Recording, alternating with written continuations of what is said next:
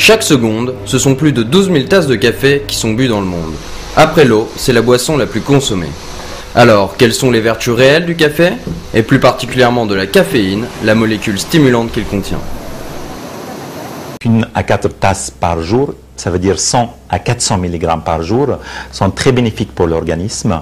Donc un effet pour augmenter l'attention, la mémoire, contre la douleur, la vigilance et certainement, ça reste à confirmer, mais il y a beaucoup d'arguments déjà, ça provient de certaines maladies neurodégénératives comme la maladie de Parkinson et la maladie d'Alzheimer et certains cancers. Si on dépasse 4 tasses, là on va tomber dans des effets inverses qui risquent au contraire de détériorer l'état de la vigilance et rentrer la personne dans une espèce de surconsommation. En France, 90% des adultes boivent en moyenne 2 à 3 tasses de café par jour.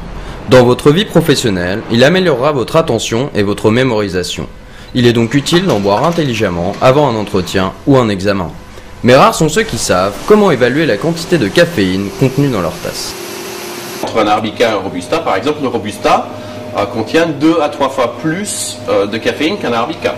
Donc si on va boire un café, par exemple, le soir, on va privilégier plutôt un 100% Arabica, voire une pure origine, où on a repéré que, par exemple, la Kenya ou un Moka d'Éthiopie ont des plus faibles teneurs en caféine, par exemple. Et ça dépend aussi de la mode de préparation.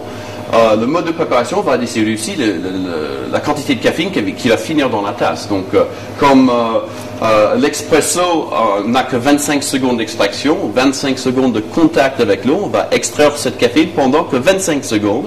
Et donc, on va avoir effectivement moins de caféine dans une tasse expresso que dans un café filtre qui est infusé 4 à 6 minutes dans une cafetière classique. Universel et convivial, le café est avant tout apprécié pour son arôme. Alors n'en abusez pas, et au-delà de 4 tasses, privilégiez le décaféiné.